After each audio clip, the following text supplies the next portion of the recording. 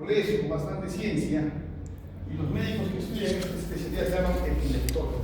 Son bien buscados porque es así, pues, ¿no? Tratar la enfermedad de esta implica curación.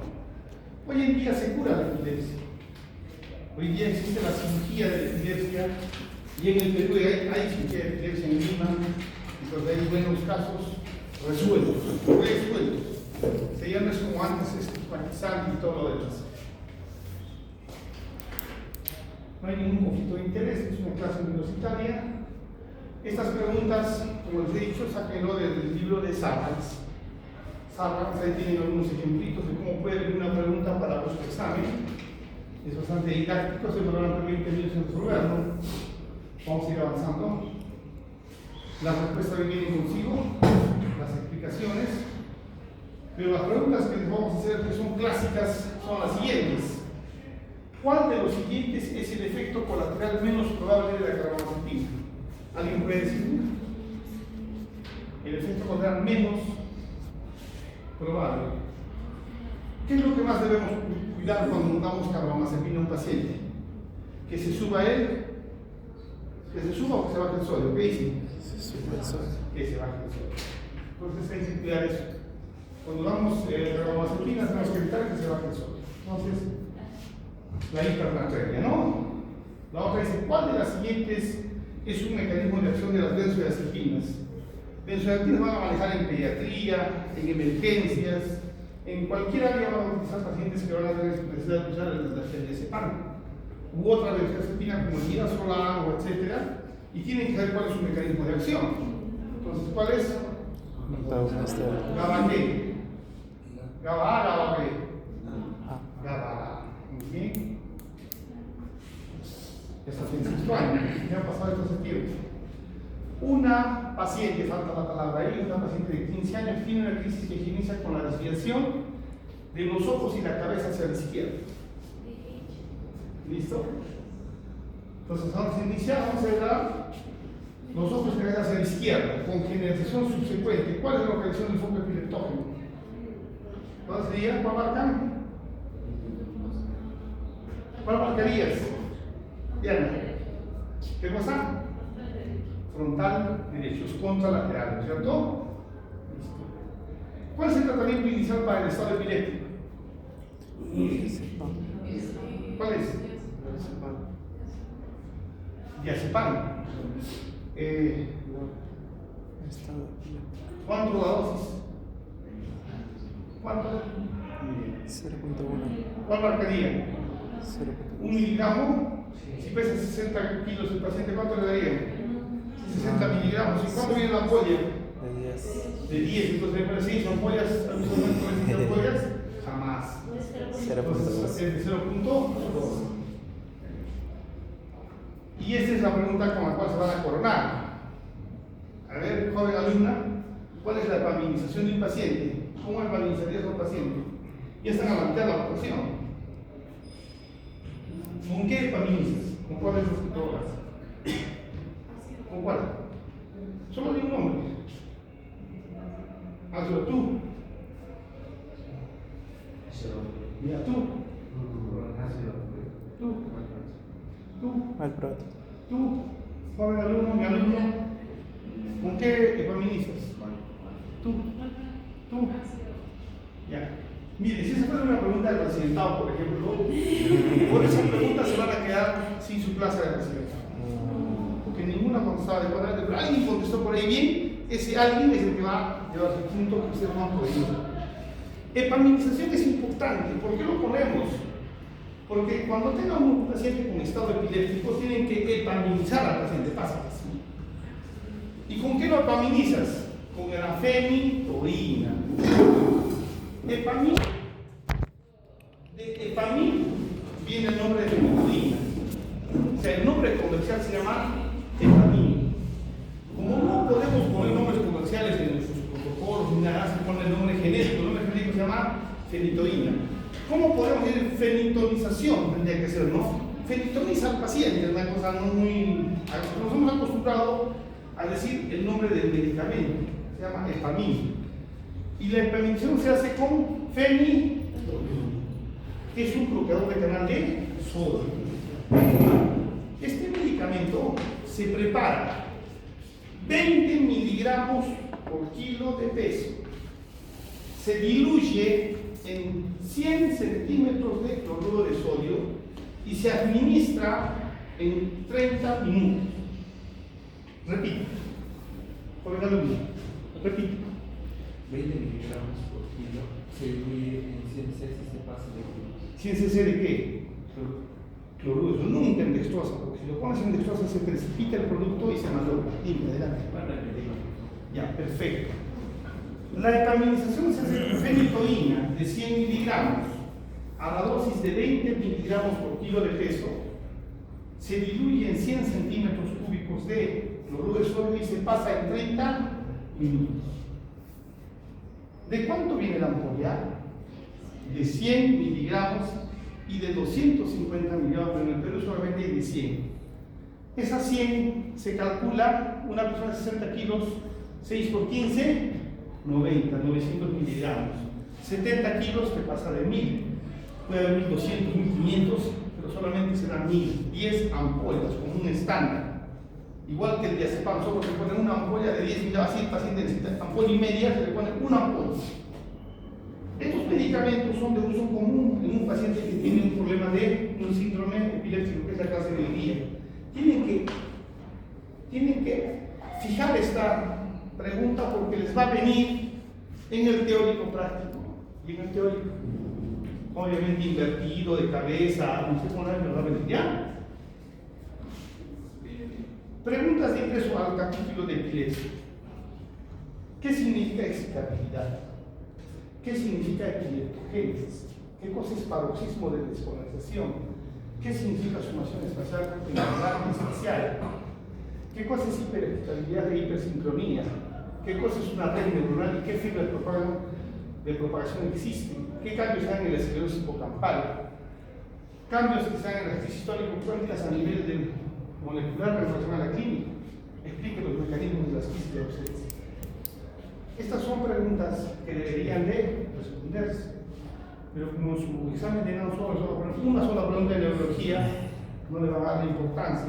Pero ya les he dicho, ustedes no están estudiando medicina para un examen de NAN, están estudiando para formarse como médicos generales en un primer episodio. Luego buscarán una rama que se llamará cirugía plástica y harán otro capítulo. ¿Ya? Entonces, es un video, pongo por favor a ver para que más o menos visualicen lo que es el capítulo de las epilepsias. Este capítulo es por más interesante porque no hay mejor forma que un video que yo pueda hablar, o sea, explicarles el fenómeno. A ver, un videito de este video. A ver,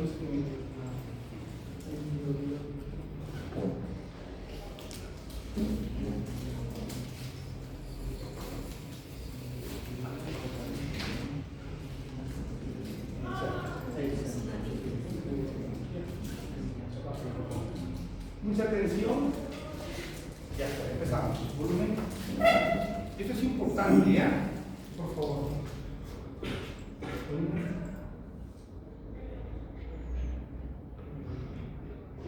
Sí, ahorita. Pero no hay volumen.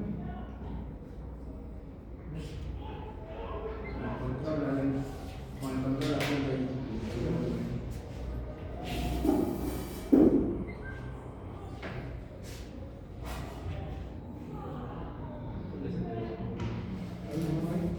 Lo que tienen que acostumbrarse a ver en un paciente, chicos, por favor, es la fenomenología del cuadro clínico. Vean el fenómeno, qué se mueve, qué mueve primero, qué sigue, con qué dirección, los pies, las manos.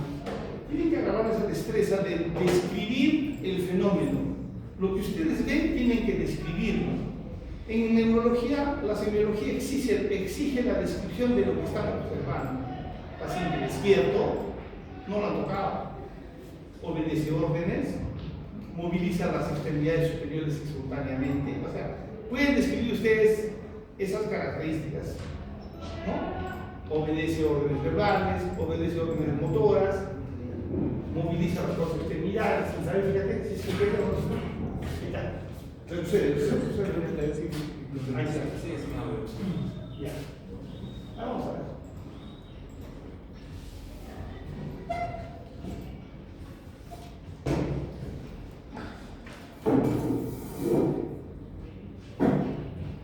¿Qué le ha pasado algo, no? Bueno, si no hay audio, yo trataré de acompañarlos, ¿ya? Miren ustedes, es un niño. Crisis parciales. ¿Por qué le dicen parcial? Porque solo puede una extremidad. Miren solo su mano izquierda, pero la mano derecha no mueve. Y miren cómo mueve su cachetito, ¿no? Entonces, mueve su manito por un tiempo determinado. Puede ser 1 minuto, medio minuto. Y cómo vamos viendo los brazos o los elementos que va en el trazado, cómo va alterando sus ondas, ¿no? Entonces, esa es una crisis parcial. Ahí vemos unas ondas propias del niño, que son en el orden de delta, teta, es decir, lentos, porque normalmente un adulto tiene alfa o beta, que son. Ahora, una crisis parcial compleja, todavía el paciente primero inicia con una cuestión motor o sensitiva y luego va a seguir con el compromiso de conciencia. Miramos el video, ahí está, miren, cómo mueve su manito.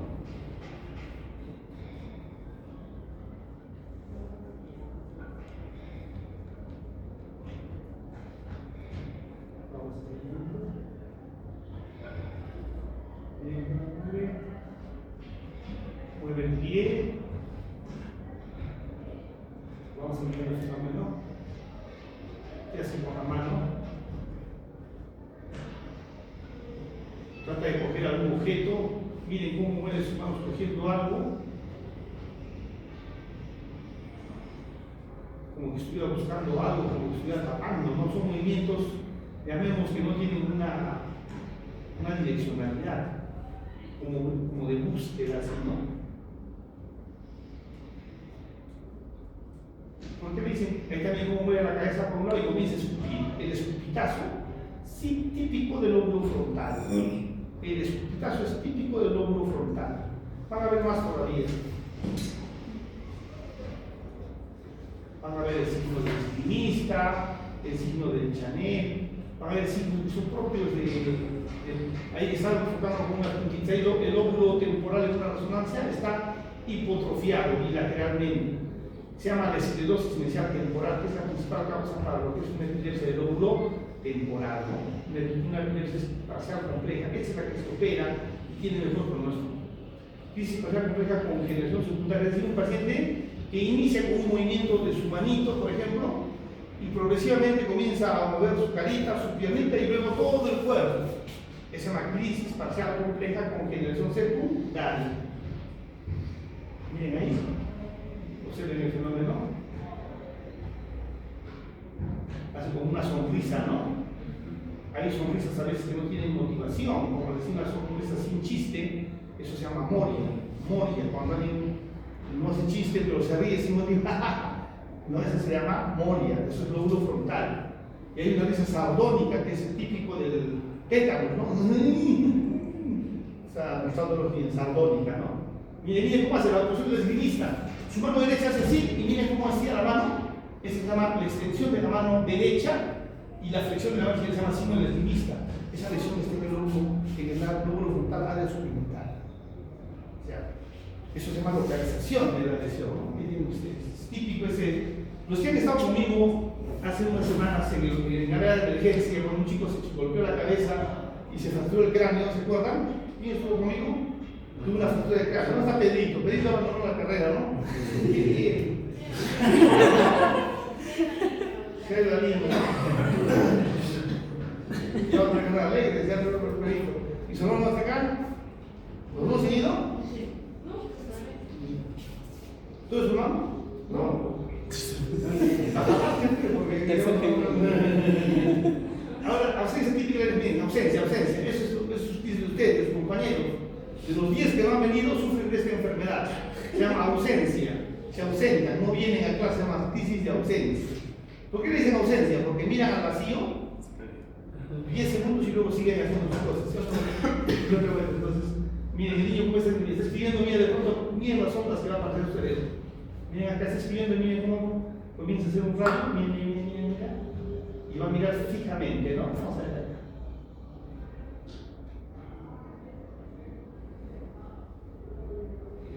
Se quede en el aire. Mira, ya no se escribe. Ahí vino las ondas.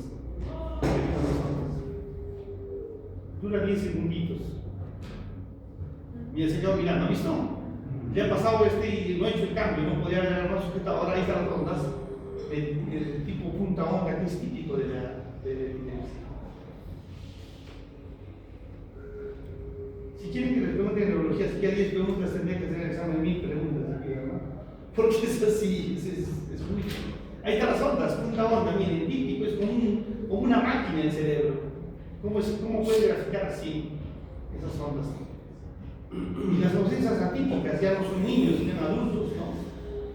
Las ausencias desaparecen a los 12 años, desaparecen. Pero si permanecen ya no son típicas, son atípicas. Esas son peligrosas porque son de difícil tratamiento, ¿no? ¿Sigue? Ahí termina el video. Y vamos a conversar.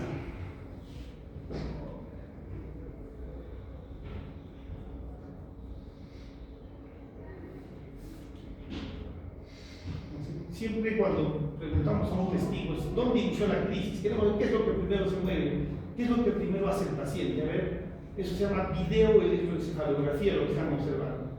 Estos pacientes están todo un día con este aparato, 2 días, 3 días, con este aparato así. Entonces viene un médico y tiene que estar mirando todo el video, reproduciendo, y de pronto va a ver la crisis y es lo que va a ser de utilidad para su tratamiento. ¿Ya terminó? ¿Listo? Vamos a ir a clase, por favor. Nos ponemos. Entonces, un poco de historia, ¿no? John Cunliffe Jackson establece la primera definición aún vigente, una descarga súbita, rápida y excesiva de las células cerebrales. Pueden haber tantas epilepsias, escuchen bien, como cualquier zona del cerebro es excitada. Cualquier lóbulo, cualquier zona, cualquier área, cualquier red que es activada puede producir un tipo de epilepsia. Pero básicamente las dividimos en dos: las crisis focales y la crisis general y SARS, ¿no? Hans Berger registra en papel el primer electroencefalograma en 1929. ¿Y por qué creen? Tenía su hijo que sufría de esas crisis. Él era psiquiatra y quería ayudar a su hijo. Entonces él inventó el ingeniero y inventó el electroencefalógrafo, que es un instrumento de mucha utilidad hasta estos días. Gracias a este instrumento es que se opera de la epilepsia a una persona. ¿Por qué? Se ubica con precisión dónde está el foco epileptógeno, dónde está la zona excitativa, dónde empiezan las descargas, y a ese punto ya no va el electroencefalógrafo, va el magneto electroencefalógrafo, que ya no solamente es un aparato de 21 o de 36 o de 50 canales, sino ya tiene microcanales que vienen en placas, vienen unas plaquitas pequeñas con un pegamento especial que le ponen a la corteza del paciente antes de operar. Entonces dibujan exactamente el punto de descarga y ese punto, ese centímetro cuadrado o 2 centímetros cuadrados son los que sacan la cirugía y el paciente está resuelto. Lo que se hace hoy en día se llama cirugía de la. Eso en Estados Unidos se practica hace años. Hay un neurocirujano, es el doctor Luders. Busquen en internet, en sus libros, es una eminencia en la cirugía de epilepsia. Pero a él lo antecede Penfield, el homúnculo de Penfield, que fue también estudiado por un neurocirujano americano, que vamos a ver más adelante. La epilepsia tiene una carga. El 80% de las personas con epilepsia viven en países pobres. O sea, tenemos esa mala suerte, pero no es así.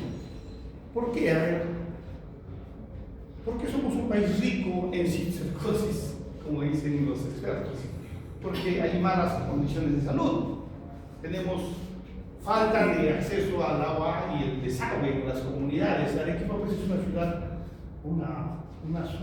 moderna, pero si nos salimos de la ciudad moderna vamos a encontrar no lejos de aquí ya no hay agua, ya no hay desagüe y la gente hace letrinas o hace en el medio ambiente y se cumple el ciclo del cisticerco, ¿no es cierto? y conocemos la enfermedad llamada epilepsia, que viene a ser una de las consecuencias de esta mala higiene.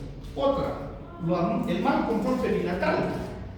Personas que no hacen su control porque vienen en periferia, no llevan sus controles y puede haber un feto grande, una descompresión fetopélvica o una hipoxia al momento del parto o una situación que lleve al sufrimiento del paciente, al sufrimiento fetal. Otra, el alcoholismo.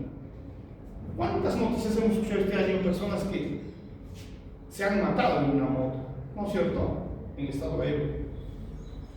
Entonces, el estado de ebrio, se choca la persona, llega grave con un delgado, le sacan un pedazo de hueso del parietal y se lo meten al epíplon y lo tienen ahí 3 meses, sale y empieza a convulsionar el paciente. ¿Por qué? Porque ha tenido una lesión traumática. Entonces, ¿dónde hay alcoholismo, no uso de cinturón, mala atención de parto, falta de servicios de salud? Es en nuestros países pobres. Entonces, cuando en España, en Suiza, se va nuestro delegado y convulsiona, ¿qué le van a decir? Ese es un cisticerco. Si tiene una infección del pulmón, eso es tuberculosis. O sea, así nos miran en el extranjero a nosotros. Viene de Latinoamérica, ¿es tuberculosis o es cisticercosis? Y esa es nuestra realidad, por estos problemas que tenemos. Ahí lo dejamos, la parte de la carga, pero vamos a la otra parte. ¿Qué hice acá? ¿Qué hice acá? Falta de médicos entrenados. 3, 6, 9, 10. Falta de 10 médicos entrenados, vamos a meter en la diapositiva. No vamos a hacer la clase, ellos van a ser los no entrenados y ustedes van a ser los entre, porque están recibiendo la capacitación de epilepsia. Falta de acceso a los medicamentos antiepilépticos. Este sistema de salud caótico del Estado peruano no tiene acceso el paciente a un medicamento bueno. Solamente tiene acceso a la carbamazepina, ácido valproico, fenitoína, que son medicamentos que han tenido ya casi 100 años. No tanto, 80, 60. Pero que no son pues modernos, los medicamentos modernos que bloquean varios canales y que solucionan el problema hoy en día. Hoy en día, el medicamento de moda que es el levetiracetam, que vamos a explicar más adelante, todos los que toman eso están fuera de crisis, por años, o como que has encontrado la fórmula. Pero eso no tiene acceso el MINSA, solo tiene acceso esa. Entonces, esto es importante. Conceptos sociales erróneos. La mamá se resiste a que su hijo le diga que tiene epilepsia. Pero ¿cómo mi hijo va a tener epilepsia si no tiene nada en la resonancia y no tiene nada en el electroencefalograma? Entonces tú les tienes que explicar que la epilepsia es una enfermedad celular, molecular, de descarga anormal de las células que no podemos lograr visualizar. Y si logramos visualizar, ¿qué observamos? Un tumor, un cisticerco, un ACV hemorrágico o un poste grave. Eso observamos, porque tiene pues un gran coágulo en la cabeza que se está reabsorbiendo y está dejando un foco de epileptogénesis. ¿Qué hace la mamá? Lo lleva al curandero y le hacen tomar sangre de murciélago, sangre de muchos animalitos, y de pronto dicen que se curan con eso. De pronto dicen que ya no tienen crisis con eso. Pero son creencias erróneas que ustedes tienen que educar al paciente, decir, no, tienen que tomar su pastillita, nosotros no creemos en el murciélago, solo creemos en el COVID cuando nos hemos hecho un murciélago terrible. Pobreza. ¿Ya de qué vamos a hablar de pobreza? Pues es la naturalidad. Pobre priorización para el tratamiento de la epilepsia. O sea, se estigmatiza al alumno. Si acabo de ir a un alumno con epilepsia, estoy seguro que ustedes, tal vez no saben en su compañía, en mi familia, el mismo alumno, el mismo personaje, el mismo paciente se aísla, entra en depresión, entra en problemas psicológicos. Entonces, este es un problema no tan fácil de manejarlo, sino hay que verlo desde muchos puntos de vista para ayudar. La discriminación que estamos diciendo.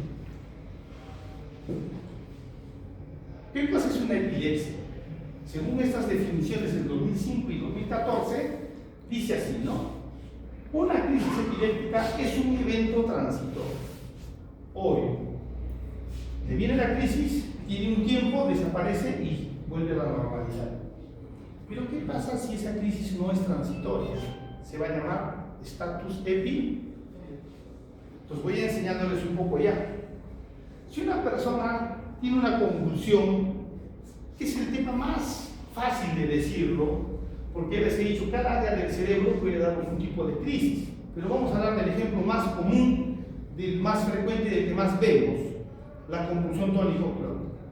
Entonces, si una persona convulsiona más de 1 minuto y medio, 2 minutos, significa que ya tiene algo que está pasando. No puede ser que convulsione más de 2 minutos. Si convulsiona 3 minutos, 4 minutos, 5 minutos, 5 minutos se llama T1. Es un tiempo que se llama T1, que es un tiempo en el cual debemos de tratarlo como un estatus. Entonces van a haber dos opciones. Una, que me lo traiga la paciente de Socabaya al hospital Honorio Delgado diciendo que ha convulsionado desde la mañana 3 veces. Y ese paciente ya está en estado epiléptico, porque desde que ha empezado a convulsionar hasta ahorita no despierta, y es un estado epiléptico. ¿Cuál va a ser la falla? Que mis benzodiazepinas ya no van a trabajar. Ya está en estado, ya no funciona las benzodiazepinas. Solamente va a tener acceso a quién? A la fenil por el momento. Porque si no está bien, va a seguir convulsionando, tenemos que intubar al paciente. Ese es uno de los caminos. El otro camino es que yo esté pasando visita o esté dando una clase y de pronto mi alumna Diana se cae al suelo y comienza a convulsionar. Entonces yo tengo acceso inmediatamente al diazepam y colocarle en ese momento. Ahí va a actuar el diazepam. En este momento va a actuar, porque resuelve en el momento. El otro no. Le estoy poniendo 2 horas después, 1 hora después, ya no tiene acción. Pero sí tiene acción la fenil. Entonces voy a epaminizarla, ya sabemos cómo. Crisis es un evento transitorio. He dicho T1, 5 minutos, y si pasa de 30 minutos, ese paciente debe estar ya para intubarse. O sea, si sigue convulsionando, ya pasan 30 minutos, vuelve a ponerse, ya está intubado, ya no voy a hacer nada. Un segundo ciclo de fenitoína y nada más. Ya tengo que llamar a UCI. ¿Por qué les digo esto? Porque ustedes hacen el curso de simulación. Y en el curso de simulación hemos hablado bastante de ACV, pero no hemos hablado de epilepsia. Entonces, cuando hagan el capítulo de epilepsia con el doctor Peralta, con la Villagra, tienen que saber hacer. Es decir, el paciente viene porque está convulsionando. Tú le preguntas desde qué hora. Desde hace media hora, ¿ha recuperado el conocimiento? No. Y ha vuelto a convulsionar el taxi. Y eso se llama estado epiléptico. Entonces actúo con la fenil. Ya no le pongo ese pan. ¿Por qué? ¿Por qué? Porque los receptores GABA A, que han dicho hace un rato en la prueba, se han secuestrado, se han endositado, se han escondido por este mecanismo. Y no hay donde actúe el diazepam. Y como no hay donde actúe el diazepam, por gusto lo estoy colocando en el diazepam. Eso se llama teoría de secuestro de neurotransmisores, que el día de hoy va a exponer a algunos compañeros esa revisión. En la Distribución de luz está, ¿no? Teoría de secuestro de neurotransmisores, justamente este temita. Si pasan los 30 minutos, el paciente se va a la UCI. Entonces no se olviden, cuando hagan la simulación, ese es el esquemita y vamos a ir repitiendo a lo largo de la clase. Dice, caracterizados por signos y síntomas secundarios a una actividad neuronal anormalmente excesiva o sincronizada. A una actividad cerebral, o sea, de un área del cerebro, hay una zona que está provocando esta señal. Y eso tiene un condimento, se llama sincronizar. Y falta la palabra, ¿dónde está la palabra excitación? Dice, actividad neuronal anormalmente excesiva, que viene a ser la excitación del cerebro. Y tiene que tener sincronización. No puede haber epilepsia si no hay las siguientes 2 condiciones: excitación y sincronización. Pero excitación solita no, tiene que ser hiperexcitación. Porque en este momento yo estoy excitando sus cortezas cerebrales mediante mi voz, mediante mi explicación, y ustedes están recibiendo la información. Eso estoy porque su tejido es excitable, está recibiendo un estímulo. Pero el tejido hiperexcitable significa de que al mínimo estímulo ya tiene la crisis. ¿Y qué significa sincronización? Que todos a la vez van a producir el fenómeno. Lo vamos a explicar más adelante. El segundo concepto dice así: 10 o 15 años después, 10 años. Epilepsia es una enfermedad, y es una enfermedad que ocurre en individuos cuyos encéfalos demuestran una predisposición. O sea, no todos podemos hacer epilepsia, tiene que haber una predisposición. ¿Acaso todos los que tienen accidente de tránsito y entran a la sala donde no hay epilepsia? No. ¿Todos los que tienen ACV? No. ¿Todos los que tienen hipoxia? No. Tiene que haber un factor predisponente genéticamente, o una tendencia aumentada a tener esa predisposición. ¿Qué quiere decir? Epileptogénesis. Eso significa epileptogénesis. Ya vamos a explicar. Aquí le vamos a decir que tiene epilepsia. Miren, jóvenes, para que alguien tenga la denominación de epilepsia tiene que cumplir estos dos criterios: al menos 2 crisis no provocadas. La palabra crisis. Si yo en este momento, explicando la clase, pierdo el conocimiento, me caigo y empiezo a convulsionar, si me gustó el ejemplo nada más de la convulsión, porque podría ser otro el fenómeno, convulsiono, esa sería mi primera crisis. Entonces, tienen que decir si esta crisis ha sido provocada o no provocada. ¿Qué cosa quiere decir provocada?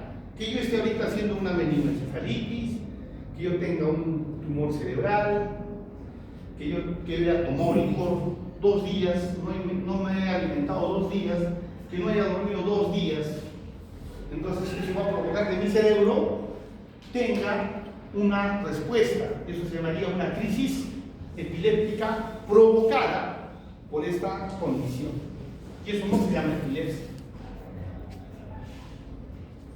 Y resulta de que yo me desmayo, pero no he tenido nada. No tengo ninguna de esas condiciones, por lo tanto se llama una crisis epiléptica no provocada. Una es provocada y la otra no provocada.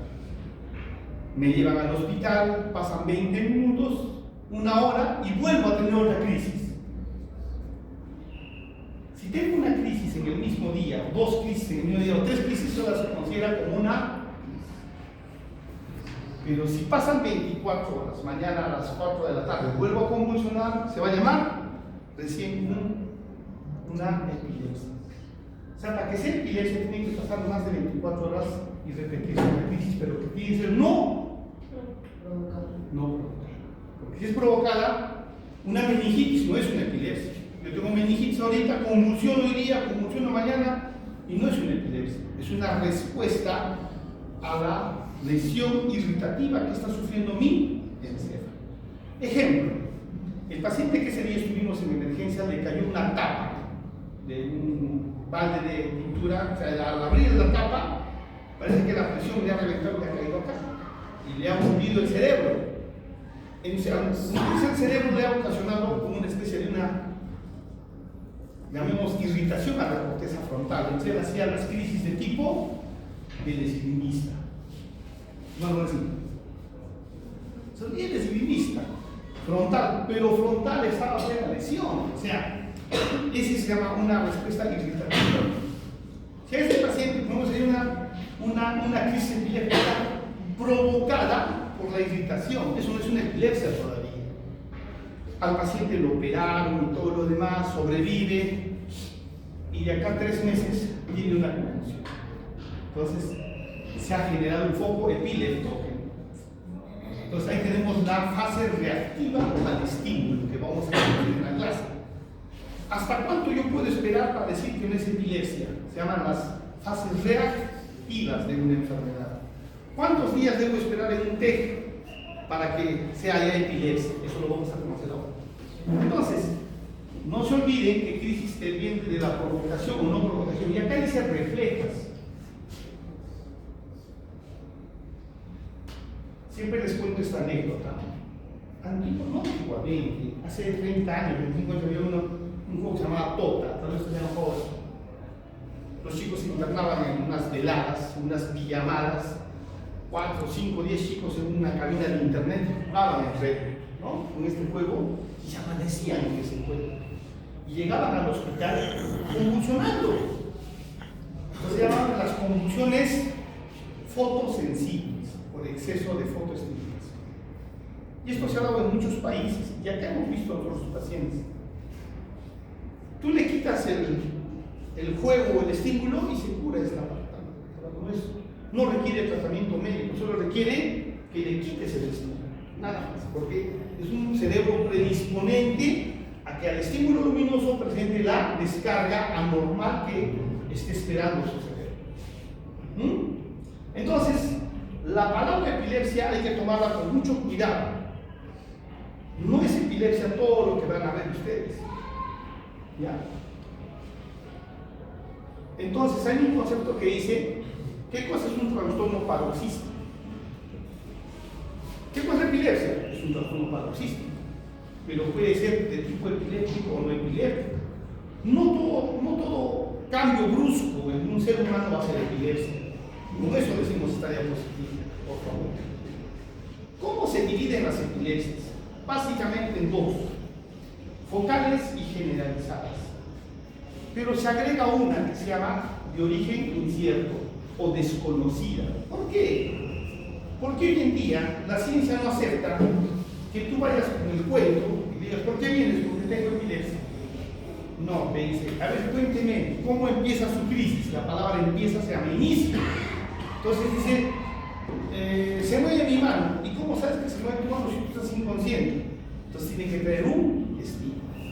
El testigo es el que tiene que decir lo que pasa, pero como no puede, porque un Kafka dice, no me di cuenta, tráigame un video. Entonces hemos visto videos de colegios, no sé si con ustedes, ¿no? Claro, el caso del video de cómo el chico se cae, está caminando normal y se ve la fisiología o fisiología de la caída, ¿no? ¿Cómo debe caer una persona? A ver, si yo tengo epilepsia, ¿cómo caería? ¿Para atrás o para adelante? ¿Por qué para adelante? Porque miren mis ángulos oblicuos. Todos tenemos el ángulo oblicuo, o caminamos así. No, caminamos con el ángulo oblicuo, ¿no es cierto? Doblando. Yo estoy haciendo mi clase en este momento, parado, y de pronto pierdo, hay una interrupción. ¿Qué hago? Mi pie, miren cómo se va a meter, ¿eh? Mi pie derecho se va a ir así. Mi pie derecho se va a ir así, el pie izquierdo va a seguir. Y miren, yo no voy a abrir las manos, ya perdí el conocimiento. Mi tono muscular se va a ir así bruscamente. ¿Cómo se va a ir? ¿Y contra qué me voy a ir? Contra lo que esté delante mío. ¿Qué me voy a golpear? La zona. ¿Cómo podría caer una epilepsia hacia atrás?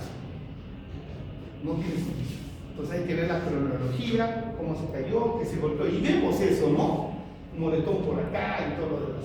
Coincide con la historia. Es lo que vimos en el chico, ¿no? Su moretón acá, ¿no? El inicio focal se pregunta, ¿cómo inició? Y hoy en día el aura se considera como parte del inicio. ¿Por qué? Porque hoy en día la ciencia avanzó en el capítulo de epilepsias. Porque hoy día para operar a una persona de epilepsia le piden este requisito, ¿cómo inicia? ¿Cómo inicia? ¿Dónde inicia? Eso es básico porque nos dice el punto de origen de la zona del epileptógeno. ¿Qué cosa es la punta, el origen del epileptógeno? Es como una coordenada exacta. Si tú te equivocas de coordenada, sacas otra estructura y lesionas a la persona en otra función, cosa que sería muy lamentable. Entonces, para hacer seguimiento de una epilepsia que va a tener cirugía, tiene que haber un punto exacto. Ese punto se llama punto epileptógeno, donde tiene que coincidir 5 características que más adelante les voy a explicar. Entonces estamos en la parte que el inicio focal es importante, preguntarle en anamnesis cómo empezó, qué se movió primero, su labio, luego su cachete, luego su brazo, luego su pierna, luego comenzar a mirar a un lado y luego se cayó y empezó. Entonces digo, es una crisis parcial, motora, del cuerpo derecho, que sigue la cronología de la marcha jacksoniana y posteriormente generaliza. Eso que parece tan impresionante es muy sencillo. porque el homúnculo motor tiene una distribución en el encéfalo y va arrastrando todas las estructuras del homúnculo, le toca al tálamo y eso es todo lo que pasa. La cosa es que nosotros lo podemos distribuir así.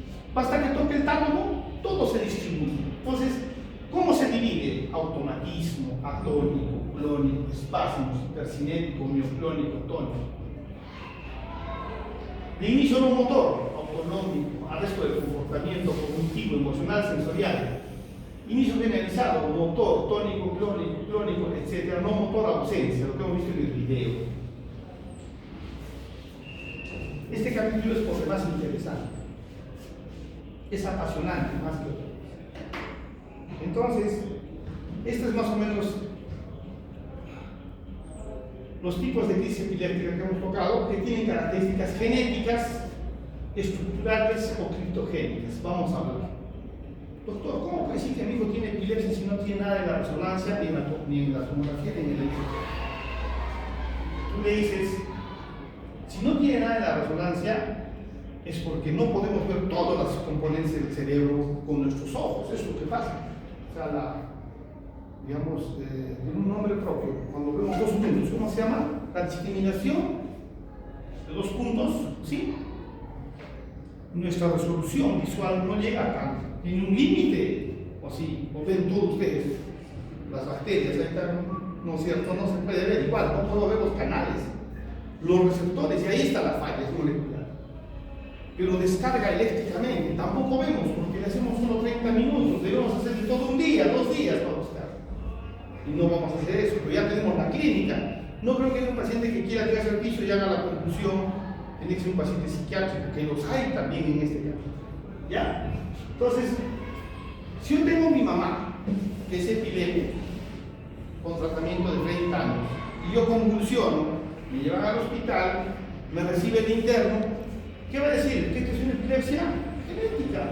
Así no haya nada en el cerebro. Pero ¿qué pasa si encuentra en la tomografía un cisticerco? Pero calcificado, no es epilepsia. Pero si encuentra un cisticerco quístico que está haciendo edema peridimensional, esa es la explicación de esa respuesta que estoy pasando ahorita llamada crisis. ¿Ya? Lo vamos a dividir en tres en nuestra parte de la epilepsia. Cuando yo convulsiono por primera vez se va a llamar crisis epiléptica. No lo olviden. No se llama epilepsia, se llama crisis epiléptica. No se llama convulsión. Convulsión solamente se ha dejado para el capítulo de crisis febriles. Nada más. Pero el resto ya no se llama convulsión, ya no existe para nosotros. Pero seguimos manejando con fines, ¿no?, de docencia y todo lo demás. Pero se llama crisis epiléptica. Crisis epiléptica. Puede ser de inicio focal, de inicio generalizado o de inicio desconocido, porque no hay datos, faltan datos. Pero si yo tengo segunda vez, ya he dicho, pasar las 24 horas, ya no se va a llamar crisis epiléptica. ¿Qué se va a llamar? Epilepsia. Y esa epilepsia puede ser focal, ya no de inicio, sino ya va a tener el apellido de focal nada más, o generalizado. Le hemos quedado la palabra inicio, porque en la primera ya hemos tenido que descifrar. Y si no lo hemos podido hacer, lo pasamos al casillero del desconocido. Pasa acá. Pasa acá. Pero hay evidencias. Se ha orinado, se ha mordido la lengua, se ha golpeado la cara. ¿Qué será? ¿Qué será? Pues tiene que haber sido una conjuntónico-clónica generalizada. ¿Se dan cuenta? Tenemos ese dato y lo guardamos en la información, pero no es tan certero. Si mi paciente pasó al segundo escaño, ya tiene el apellido de que es ya epilepsia, ya se va a dividir en los famosos síndromes epilépticos, en las enfermedades epilépticas. Principalmente este grupo se da en niños, síndrome de Dravet, síndrome de Rasmussen, ¿no es cierto? O Tajara, o sea, son tipos de epilepsia que se dan en el grupo pediátrico, donde tienen, en los adultos simplemente se va a llamar síndrome epiléptico idiopático, porque no tiene causa, no lo encontramos, salvo que tenga causa. ¿Cuál es la causa? Acá está la causa. Estructural, un cisticerco; genético, alguna malformación; infeccioso, secuela de alguna meningoencefalitis; Metabólico, igual. Inmune, las encefalitis autoinmunes, desconocidos. Entonces también puede haber comorbilidades. Esto está acompañado de comorbilidades, deterioro cognitivo, etcétera, etcétera. Entonces, este es el cuadrito del 2017 el que manejamos hasta la actualidad. Hace un rato les hablé de que había unas crisis epilépticas reactivas. Ejemplo, si una persona tiene un traumatismo, un TEC, si convulsiona en los primeros 7 días, eso se llama una crisis reactiva. Si el paciente convulsiona en un problema metabólico durante las primeras 24 horas de su hipoglicemia, ¿qué se llama? Crisis reactivas de hipoglicemia. Abstinencia de alcohol de 7 a 48 horas. Enfermedad vascular cerebral 21 días. O sea, ¿qué quiere decir eso? Si yo tengo un ACV hemorrágico y convulsiono en esos primeros 21 días, se va a llamar crisis, o sea, no es epilepsia todavía. Pero si se pasa de ese 21 días a los 3 meses, 2 meses, pues se va a llamar epilepsia. ¿Ya? Igual que la glucosa, ¿no? La glucosa reactiva y todo lo demás. En la etiología de la epilepsia se basa en dos cosas: o es genético, ¿no? O es estructural o adquirido. Entonces, genético, pues se tienen que hacer los estudios correspondientes, y adquirido, pues será por un problema de un ACV, etcétera, ¿no? Y hemos dicho esto, las causas están ahí, no lo vamos a repetir, todo lo que hemos hablado. Vamos a pasar un poco de características epidemiológicas. Es un poquito pasado, pero es válido. Criptogénico, miren ustedes, de causa desconocida, 50% de pacientes, no se sabe por qué, tienen epilepsia. Vasculares, congénitos, traumáticos, tienen ya un grupo, pero esto es ya antiguo, ¿no? Epilepsia heredada, lo que les decía, ¿no? Los síndromes, síndrome de West, síndrome de Ohtahara, síndrome de Dravet, ya son enfermedades epilépticas. ¿En qué grupos etarios se da la epilepsia? Principalmente en niños y en los adultos. En los niños va a ser de causa genética o congénita, y en los adultos principalmente los ACVs, cerebrovascular. ¿Ven ustedes el ACV? ¿No? Como el ACV hemorrágico principalmente. Alguien me preguntó por ahí en una práctica: doctor, si me caigo, ¿yo puedo tener algo a futuro? Hay probabilidad. Un TEC leve frente a un TEC severo. La probabilidad que con un TEC leve tú tengas algo más adelante es 1.5 en su riesgo probable.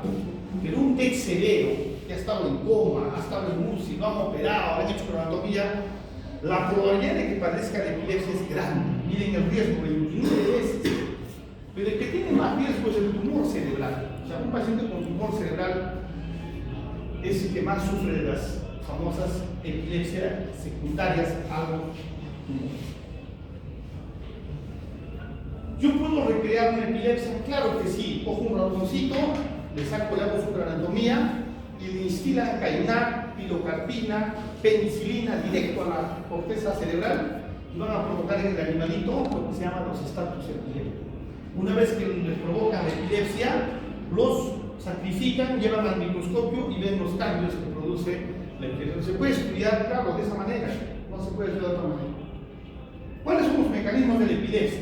Todos sabemos que tenemos 10 billones de neuronas y 10 a la 14 conexiones sinápticas. Este es capítulo aparte. Hablar de esto es un tema aparte, y hoy día van a contar ustedes cómo estos 10 billones, como esos 10 a la 14 conexiones, se transmiten mediante los neurotransmisores.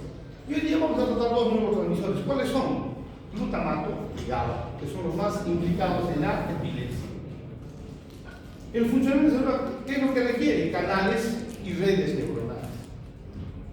Redes neuronales. El cerebro tiene áreas: la área visual, la área gustativa, la área frontal, la área temporal, la área, son áreas. Pero tenemos, esas son áreas primarias, pero tenemos áreas secundarias, donde trabajan todas las redes neuronales, que es lo que vamos a explicar. Este es el concepto de una epilepsia fotosensible. Miren ustedes cómo la luz o el estímulo llega a una zona cortical y tiene que tener una respuesta normal, pero en un cerebro de una persona que tiene predisposición va a haber una respuesta patológica. Es lo que les explicamos de los jóvenes que tenían mucha adicción a este juego, ¿no? ¿Qué debemos conocer para saber lo de la epilepsia? Estos 6 componentes. ¿Cuáles son los componentes?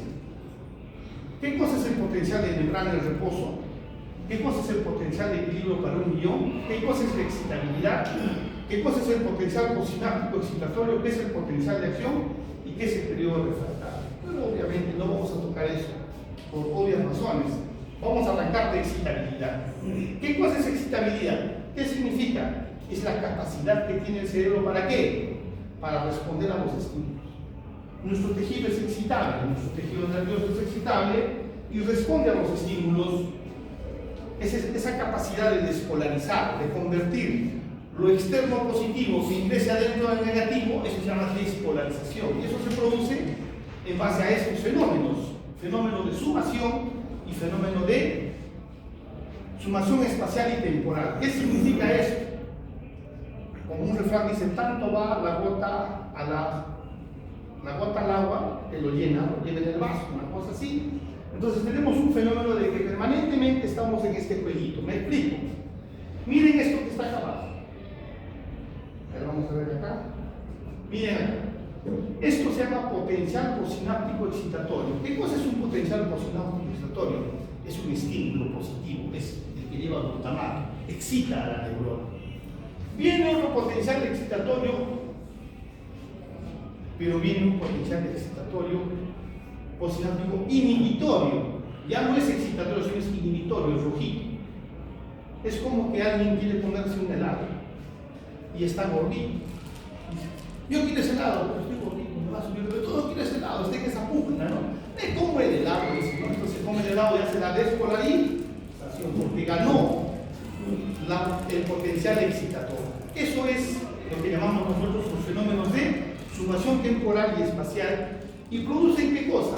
Una descarga. Basta que se dé el umbral, hay una ley. ¿Cómo se llama la ley? Del todo. Entonces, una vez que se aperturan los canales sodio, se aperturan todos los canales de sodio en todo ese grupo neuronal y va a producir lo que es el potencial de acción. Y se dio el fenómeno excitatorio porque hubo un estímulo que vino a despolarizar. Entonces ahí es donde nace este término que se llama la epileptogénesis. ¿Qué cosa es la epileptogénesis? Es un proceso celular y molecular mediante el cual un circuito neuronal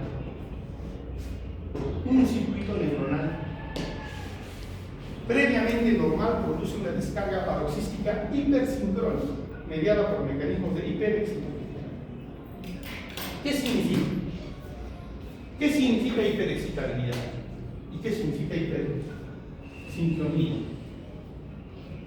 Una neurona es la que está mal, la que tiene alterado su potencial, tiene, llamemos, bajo umbral para la descarga. O sea, esa neurona es excitable, puede producir descargas con bajo umbral, porque tiene un problema en su canal, tiene un problema en su receptor. Entonces, esta neurona va a contagiar, término común, vulgar, contagiar, no, va a transmitir, va a arrestar, va a secuestrar, se va a, con las demás neuronas, va a hacer su descarga. A eso le llamamos la sincronización. O sea, no podría haber excitabilidad sin sincronización.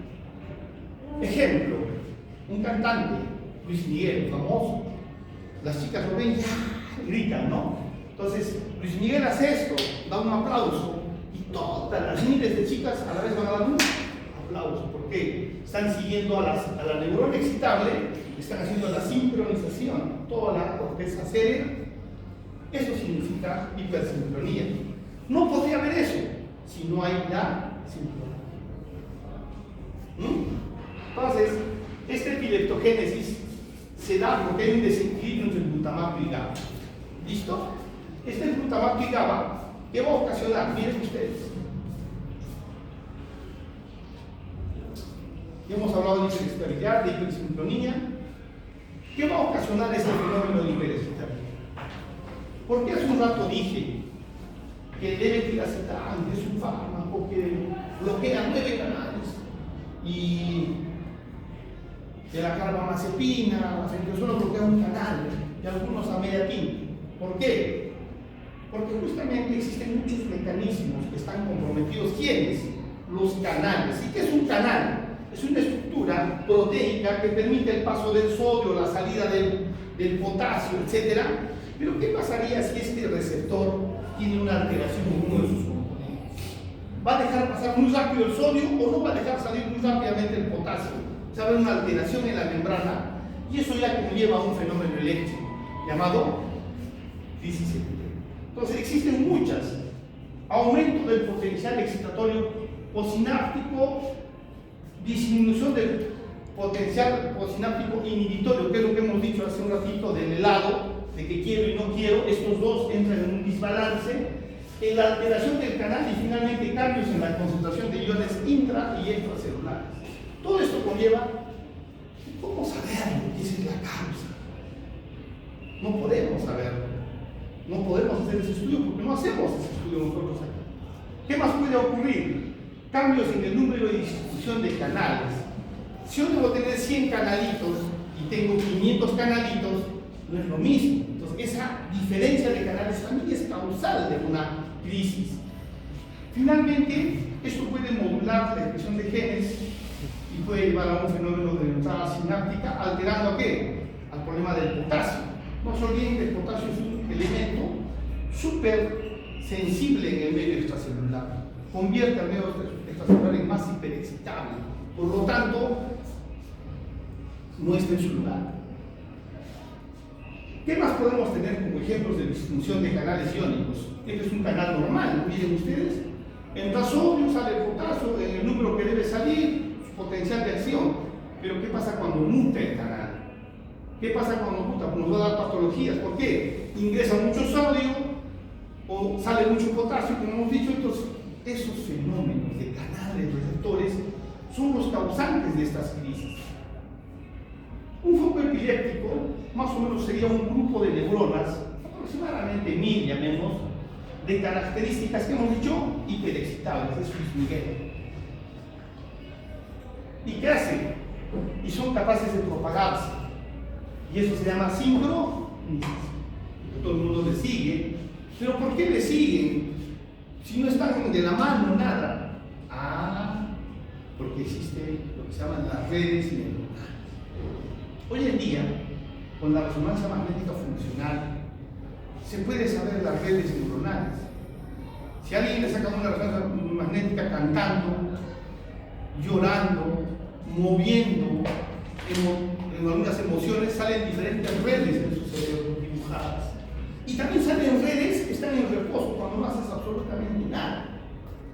Y eso es lo que explica hoy día también por qué la demencia es así o así, porque esas redes también están sin funcionamiento. Entonces, somos redes, eso es lo que es nuestra cabeza. El aprendizaje que están haciendo ahorita es una red neuronal que se está activando y está guardando la información.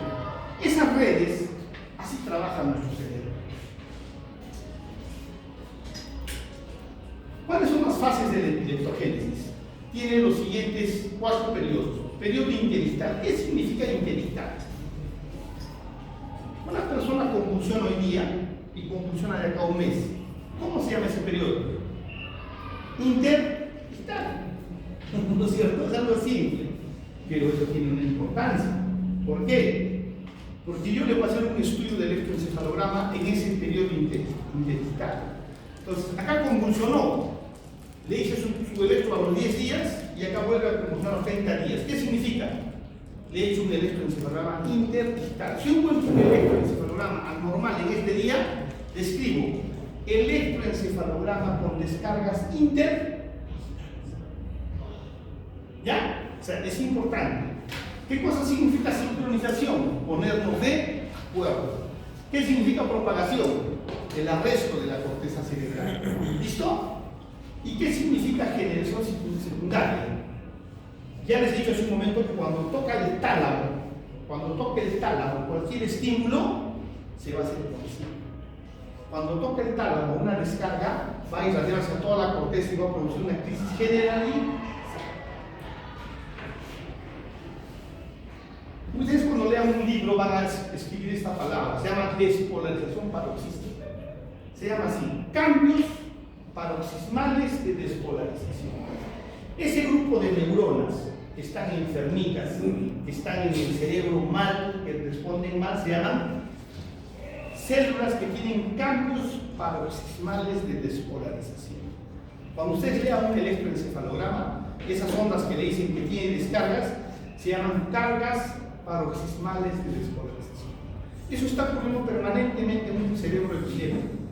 Está ahí, todo el día está así. ¿Quién lo bloquea? Los fármacos antiepilépticos para que no descargue. ¿Quién lo excita? No dormir, tomar licor, estresarse, etc. Entonces va a alterar esa despolarización paroxística. Entonces estamos en un permanente tira-y-jala de este cambio. Esta es una descarga, este es un trazado de un electro anormal. Pero ojo, explico acá. Nuestro cerebro en este momento, de todos nosotros, está permanentemente recibiendo excitación, al igual que un epiléptico. El cerebro se defiende de dos maneras, con unas células de las neuronas vecinas que vienen por un fenómeno de feed-forward, que está acá, ahí está, viene de otra neurona del costadito. Y también la misma neurona tiene un mecanismo de autofreno mediante un feedback. O sea, somos un equilibrio perfecto. Entonces, en algunas enfermedades como la esclerosis mesial temporal, ¿quién ha escuchado hablar de esa enfermedad? Es una enfermedad del lóbulo temporal, ¿no es cierto? Se llama la esclerosis mesial temporal. ¿Qué ocurre? Mueren las neuronas inhibitorias. Y si mueren las células inhibitorias, imagínense qué pasa con la excitación. Por eso el paciente tiene permanentemente descargas eléctricas. ¿Esas células inhibitorias son neuronas? Son neuronas inhibitorias, son partes de las neuronas que emiten una rama de esa característica. Mira, ¿qué sucede? Mira, ahí está. Esto que esté rojito son las células excitatorias piramidales de la corteza cerebral. Y eso que esté en celestito son las células frenadoras del mismo sistema que están a su lado. Le están controlando. El potencial excitatorio está siendo controlado por el potencial inhibitorio. Pero ¿qué resulta cuando los frenos comienzan a fallar? Cuando comienza a dominar el glutamato sobre el GABA, se viene el periodo excitatorio. O sea, el potencial posináptico excitatorio ganó y ahí produce la crisis. Ya no hay quien lo regule, ahí tenemos la descarga. ¿Cómo se propaga una crisis? De dos maneras. Crisis parcial, puse un video. Crisis parcial, yo soy el paciente, miren, comienzo a mover mi cara y de pronto mi mano en mi pierna y comienzo a irse el paso. No perdí el conocimiento. ¿Cómo se llama esa crisis? Es una crisis parcial motora sin perder el conocimiento o sin, nada más. Porque no ha tocado el tálamo, a este dibujito, no ha tocado él. Ahora viene la segunda crisis, miren ustedes. ¿Qué pasa cuando toca el tálamo? El tálamo es una estructura por demás ágil. Vean el tálamo y sus colorcitos. Vean el cerebro y sus colorcitos. Todo el tálamo está conectado con toda la corteza cerebral. De tal forma de que cuando viene una crisis, por ejemplo, esta de acá, yo estoy en este momento, miren mi crisis, mi cara, mi brazo, moviendo mi pierna, y si uno lo gira y me caigo y comienzo un convulsión. ¿Por qué ha pasado eso? Porque ha tocado él. No ha sido como la anterior, que no ha pasado por tálamo y solo se autolimi. Entonces es una crisis secundariamente general.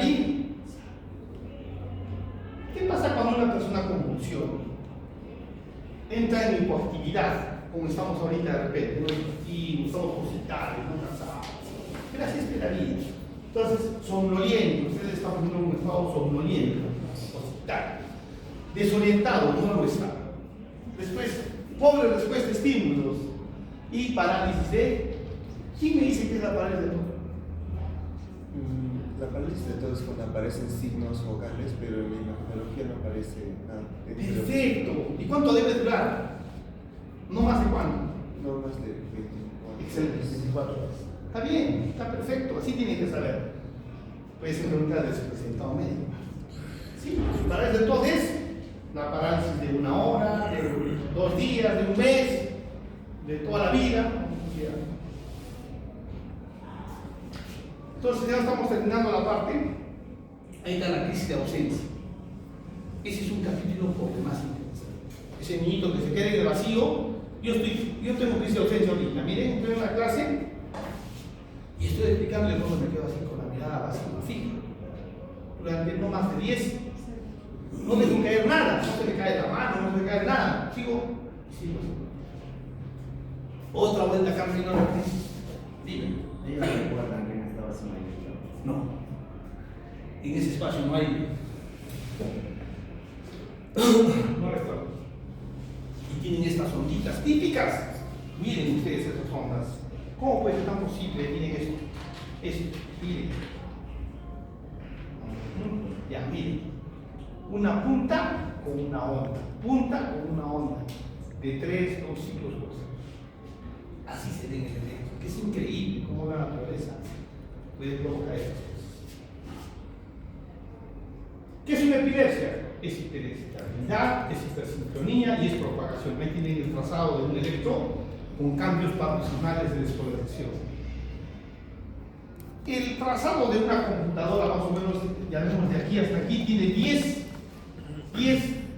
segundos. 10 segundos. Para aquella epilepsia tiene que haber 8 segundos a más. En ese trazado vemos 2 segundos, 3 segundos, no más. Eso se está repitiendo en el tiempo, pero cuando haces la descarga ocupa 8 segundos para más. 8, 10, 15, el periodo que dure después de la crisis. Entonces, las pastillas que tomamos para la epilepsia bloquean esto y lo mantienen en esta situación. No permiten que siga haciendo su descarga. Descargas de ondas en punta, luego occipital. Y es lo que les llamaba hace un rato. ¿Qué cosa es un punto de zona epileptógena? Tiene que tener 5 criterios. El neurocirujano te dice, yo te lo opero a tu paciente, pero dime qué cosa quieres que le opere, dónde quieres que saque, qué centímetro quieres que saque. Entonces te dice, sácale este pedacito. ¿Cuál pedacito? Primero, zona irritativa. ¿Qué cosa es una zona irritativa? Es el área de la corteza que genera grafoelementos epiletiformes interictales. Ah, ya puedo interpretar. Interictales, grafoelementos. Miren acá. Ahí está. Justo en el óvulo temporal, frontotemporal, tengo esta imagen de puntitos. ¿Ah? Que son el punto de la lectura del electro. Dice, área de inicio de crisis epilépticas. Área de la corteza donde inician las crisis clínicamente.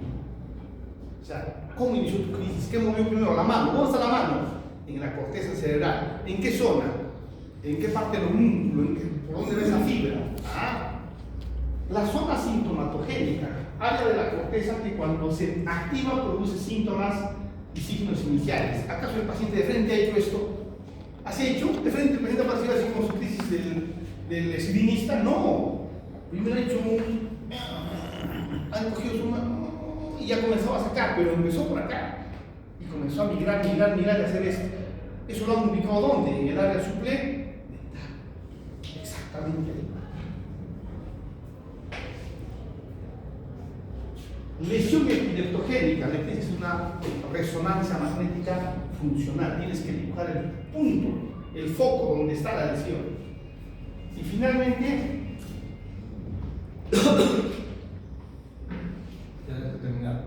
zona de lesión funcional, área de la corteza que no está funcionando normalmente en el periodo intelectual. Es decir, una evaluación neuropsicológica. El test se llama amobarbital. Es una sustancia como anestésica que te colocan y te hacen hablar. O sea, tú estás despierto, pero bajo efecto de esta sustancia, y dices todo, hablas todo. puedes hablar idiomas, es que sabes idiomas, entonces localizan tus zonas funcionales para no lesionarte y te están haciendo un estudio también de la cabeza. Este tipo de pacientes los presentan los días jueves en el hospital. ¿Ya? Y Cleveland, sí, en Estados Unidos, este doctor Luther, el autor de esto, los jueves presenten R5 y discuten y hacen y lo programan para el día lunes siguiente de la operación. ¿Cuántos creen que operan en una semana? Operan 10, 20 pacientes por semana en Estados Unidos. Por semana. Pacientes de esta manera. O sea, no es una cosa aislada. Lean un poquito, van a ver que es increíble. Epileptogénesis, ya hemos dicho. Un paciente se cae, se golpea la cabeza, ¿y qué es lo que sucede? Está, o le golpearon la cabeza, ocurre un fenómeno en el tiempo que va a llevar a esta situación, llamado la gliosis. ¿Qué cosa es la gliosis? Es una lesión ya secuelar del cerebro. El paciente se cayó acá y convulsionó a los 2 meses acá. Eso se llama periodo de latencia. Entonces, esta persona ya empezó su epilepsia acá, desde que lo golpearon en la cabeza con esa comba, ya sus células comenzaron a hacer esta lesión y convulsionó acá recién. Pero hoy en día se piensa que el epileptogénesis no solamente se detiene en el volumen, sino que progresa a lo largo de su vida. O sea, sigue siendo el fenómeno epileptógeno de daño cerebral, por lo tanto se vuelve refractario, no responde a las pastillas. Entonces hay que operar. Ahí tienen ustedes los cambios que se dan por ejemplo, en un TEC. Gliosis es el fenómeno final de todo lo que estamos viendo. ¿Qué factores llevan a un paciente a la epilepsia? Factores. No dormir es un factor. Estrés y el uso de sustancias tóxicas. Le llaman tóxicas, ¿no? Al licor, cocaína, drogas pues tóxicas, ¿no? Entonces, estas sustancias vamos a ponerlas en estos 3 numeritos. ¿Qué hacen estas sustancias? Inhiben el umbral de descarga, por lo tanto, el paciente va a sufrir de epilepsia. ¿Qué tiene que hacer el médico? Tiene que trabajar sobre esas variables, aparte de los medicamentos. Tiene que decir, no puedes dormir menos de 8 horas, no puedes tomar licor. ¿Qué es lo que hacemos todos los médicos al paciente epiléptico? Para disminuir y el paciente recupere su umbral, ¿qué es lo que debe hacerse? Pero si no hacemos eso, vamos a tener un paciente con probablemente epilepsia crónica. Y hay un término que se llama, ahí están los electrodos de superficie que se colocan en los pacientes que van a hacer cirugía de epilepsia. Vamos a avanzar. ¿Qué factores contribuyen a que sufra de epilepsia el ser humano? Ahí está el estatus epiléptico. O sea, el sufrir de estatus epiléptico. Nosotros tenemos en UCI 2 pacientes con estatus epiléptico. Uno jovencito de 30 y tantos años, que son mis alumnos, que a veces se muere, no sale nunca del estado epiléptico. Pero ¿sabe por qué? Comienzan a descargar hasta la muerte, o salir, y salen pues también con secuelas de haber estado en ese daño cerebral. El traumatismo cerebral, el stroke, produce un daño en una zona determinada y lo produce en la epilepsia. Y esta es la comorbilidad. Problemas de memoria, problemas de deterioro cognitivo, o puede continuar la epilepsia en forma crónica. Esta es la epilepsia más común, la epilepsia del lóbulo temporal. ¿Qué tenemos en el lóbulo temporal? Las células de la memoria. ¿Cómo se llaman las células de la memoria? Las células hipocampales. ¿Cómo se dividen? CA1, CA2, CA3 y CA4. Estas células, por la crisis febril de niño, las crisis simples, no las complejas, no las simples, pueden llegar a ser la epilepsia del lóbulo temporal. ¿Y qué cosa muere ahí? Las células inhibitorias. Entonces se quedan solitas las células exteriores y el paciente sufre de crisis epilépticas a lo largo de su vida. Por eso que se le saca este pedacito, esto que está acá, todo esto de acá se le saca al paciente y dejan de convulsionar. Esa es una puntita del lóbulo temporal del asta de Amón. Ahí está, el dibujito. Ese pedacito es el que ocurre este cambio de esta red inhibitoria, y es lo que se saca en la cirugía y se propone solución. Semiología de la epilepsia. Dependiendo del lóbulo. ¿Qué lóbulo está comprometido? En nuestro país hacen talleres. Del 27 de junio de este año se hizo un taller experta, la doctora Marlene Mamani, hizo un taller de semiología, solo semiología. Es apasionante. Entonces, esta semiología ustedes no la van a tocar, por cierto. Ahí tienen el hipocampo, ahí tienen todo lo que es la parte, ¿no? ¿Y qué cosa produce la epilepsia del lóbulo temporal? Automatismos. Principalmente masticar, tragar, frotarse los labios, soplar, silbar, besar. Eso produce el paciente en su momento que lo estás evaluando. Por eso la medicina es descriptiva. En la terapia, ¿qué ocurre? Ven escenas, objetos, tienen problemas de audición, escuchan ruidos. Puedes tener hasta un paciente que tiene un acúfeno y es de tipo crisis epiléptica. Tiene zumbidos, timbres, pero tiene características que duran poquitos. Mientras que el paciente que realmente tiene un problema en la cóclea, ¿qué es lo que tiene? Un acúfeno con todo el día, pues, y toda la noche está con su acúfeno. Entonces no vas a pensar que es una crisis epiléptica, pero me viene por lo menos con un zumbido. Entonces puede ser un tipo de crisis del lóbulo temporal del área temporal lateral. Lóbulo frontal, que es lo que hemos visto, el esgrimista. Este es el lóbulo frontal. Ahí tenemos un músculo motor. Estas son las conexiones, que realmente es una barbaridad. Las conexiones que tenemos en el cerebro se llaman redes neuronales. Cómo está conectado nuestro cerebro, y todas estas producen síntomas. Cada área tiene un síntoma respecto al escupitajo, a la masticación, todo lo que ustedes han podido ver en un paciente. En la ínsula, este es el más complicado, o el lóbulo parietal. O sea, también tenemos otra característica. Entonces, la semiología es lo que tú observas. Tienes que hacer una historia clínica y tienes que preguntar tres condiciones: el antes, el durante y el después. ¿Qué se pide a un paciente con epilepsia? Primero el examen físico, un electroencefalograma, exámenes de sangre, neuroimágenes. Se llama protocolo de epilepsia. Tienes que pedirle un protocolo de epilepsia, no puedes pedir una tomografía. Pues en el seguro pedimos eso, nada más porque para hacer una resonancia han visto que se sufre un montón. Pero si es un paciente de la calle, tienes que decirle que se haga una resonancia con contraste con protocolo EPI. ¿Qué preguntar? De todo. ¿Pero cuál es de todo, doctor? El antes, el durante y el. ¿Qué cosa es el antes? ¿Qué significa antes? El ahora, qué estuvo haciendo, ¿no? El durante, el tiempo, qué se movió, qué miró, qué hizo. El después, cómo despertó después de la crisis. Anamnesis, ya hemos dicho, ahí está, pre, fase y post.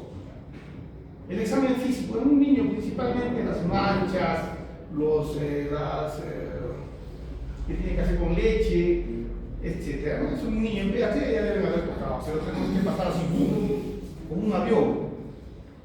Distinguir entre una crisis epiléptica y un temblor. Hay criterios de puntos, pero eso no es necesario. No es necesario que seguimos avanzando a la parte de la farmacología. Dos principios para la farmacología. Diagnóstico adecuado. Si no tengo diagnóstico, ¿qué voy a dar? Fármaco. Tengo que saber su mecanismo de acción. Y su dosis. Entonces repaso a continuación. Diazepam. 0.12, 0.15 por kilo de medicina. Eso viene en el examen, ¿no? Y les van a preguntar en el teórico práctico. Dosis del fenobarbital. Mantenimiento, 3 a 5 por kilo de peso. Fenitoína, 5 a 10 por kilo de peso. Mantenimiento, no estamos hablando del estado epiléptico. El estado epiléptico es 20. ¿Se van a equivocar? No responden. Carbamazepina, de 10 a 15. Valproato de sodio, de 20 a 60 por kilo de peso. Todos son dosis de mantenimiento. dosis de ataque para despaminización solo es la fenitoína. No utilizamos el valproato porque no es accesible económicamente. Grupos de medicamentos. ¿Dónde trabajan los medicamentos? En la clase que he explicado, en los canales iónicos voltaje dependientes, en el sistema GABA, en los receptores ionotrópicos del glutamato que vamos a hacer en el seminario, el receptor ionotrópico y metabotrópico, ¿no es cierto? Y acción principal sobre la modulación de la maquinaria que necesita la regulación sináptica de neurotransmisores. ¿Qué fármacos antiepilépticos existen en el mercado? Miren ustedes, desde el fenobarbital, que tiene más de 100 años, 1910, tiene más de 115 años en la cuenta y se sigue utilizando. Siguen tomando muchos pacientes y con éxito. ¿Quién me dice cuál es el efecto colateral más importante del fenobarbital? Claro. ¿Te das cuenta? Entonces, ahora se utiliza, pero ese efecto es bastante raro. Miren lo que utilizamos. Fenitoína es tan antiguo, miren, desde 1940 más o menos. Miren el valproato. Miren dónde está mi carbamazepina. Acá está mi carbamazepina, 1970. Y estamos en una época diferente. Miren la cantidad de medicamentos que hay acá. Ahí tienen el metilacetano, la rufenamida que hay dentro del mercado, la lacosamida que tenemos también. Son medicamentos que hoy en día la epilepsia ya es controlable. Solamente que es el factor eco. Entonces, chicos, ahí tienen ustedes los canales que bloquean. Miren ustedes, analicen esto rápidamente. Miren acá, donde está la levetiracetam. Ahí está levetiracetam. Miren, ¿qué bloquea? Bloquea canal de calcio, canal de potasio. ¿Qué más? Agonista GABAérgico. ¿Qué más? Inhibe el glutamato. ¿Qué más? Media este receptor. Miren, es el único que tiene esos requisitos de todito. Pero le falta el canal de. Entonces acá vamos a hacer lo siguiente. Estamos en Perú, por si acaso. 70% de los pacientes son dependientes de sodio, dependientes de, ¿cómo se llama? Voltaje dependientes de sodio. ¿Sí? Son el 70% de los pacientes. Solo el 30% no lo son. Entonces, cuando yo veo a un paciente carbamazepina porque tiene epilepsia, tengo la probabilidad de que el 70% lo cure. Pero que resulta de que sigue convulsionando es porque tiene comprometido otro canal más o ha mutado su canal. Entonces, ya no me sirve la carbamazepina solamente, tengo que echarle mano a un complemento. Y no sé cuál es el complemento, o alguien puede adivinar qué es potasio, qué es cloro, no. Le das la levetiracetam y con eso se abaste fines. ¿Ya? Entonces, ¿qué le puedes agregar a un levetiracetam? Un bloqueador de canal de sodio, fenitoína, etc. ¿Listo, chicos? Entonces, esta clase tiene ese contexto. Por favor, la epilepsia es bastante frecuente, es bastante común. ¿Cómo iniciar un tratamiento? Solamente con monoterapia. Están en periferia, trabajan en Chivay, trabajan en Chay, están haciendo el segundo. ¿Qué le va a iniciar el tratamiento al paciente? ¿Qué le iniciaría? Fenitoína, carbamazepina. ¿Y por qué no el ácido valproico, chicos? Porque el ácido valproico está proscrito en mujeres en edad fértil o en gestantes. No utilicen mucho el ácido valproico. El ácido valproico es la mejor droga. Miren ustedes acá. Ahí está. Primerito, ¿qué cosa bloquea? Canal de sodio, canal de calcio, GABAérgico, glutamato. Solamente le falta la mediación del S2A y la bloquea del canal. ¿Se dan cuenta que es maravilloso? Pero es dañino en mujeres en edad fértil porque si se embarazaron pueden tener un efecto teratogénico. Miren ustedes la carbamazepina, que es mucho más pobre, más sobre el canal de sodio. Entonces mezclen qué cosa? Fenitoína, carbamazepina, más el levetiracetam. Entonces pueden hacer el complemento, ¿se dan cuenta? Entonces, si trabajan por primera vez con un paciente, solo le den carbamazepina, están protegiendo el 70%. Si sigo convulsionando, ya no es cannabis, ya llegará al especialista, ya llegará a la ciudad, ya llegará a otras manos donde tengan que complementar, pero no empiecen nunca si no han hecho las contraindicaciones. Ácido valproico es el que más llamamos la atención. Un medicamento que no les sugiero que empiecen nunca es la lamotrigina. La lamotrigina es un medicamento por demás especial. ¿Dónde está la lamotrigina? La lamotrigina, acá está. la motrigina. Buen medicamento, pero bien parecido a la carbamazepina, ¿sí o no? Pero tiene un efecto, que si tú inicias con dosis, por ejemplo, una cada 12, tu paciente te puede hacer tu reacción de Steven y se puede morir. ¿Cuál es la finalidad de una clase de un profesor? Evitar que los alumnos X que no lleguen al error, que no les falle, porque en el libro no lo van a mostrar todo, son diferentes modalidades de cómo explicar el mismo fenómeno. Listo, chicos, hemos terminado la clase de epilepsias. Hemos tratado de ser lo más simplistas posible, lo más didácticos posible, que no quede nada fuera del tintero, pero cuando den el teórico práctico, las preguntas son: ¿cuántos tipos de epilepsia conoces? ¿Qué es una crisis convulsiva? ¿Cuál es el tratamiento que das en estado epiléptico? Esas son las preguntas del teórico práctico. Es lo que debe quedar en ustedes al final de esta clase. ¿Listo, chicos? ¿Cómo terminamos? Sácame la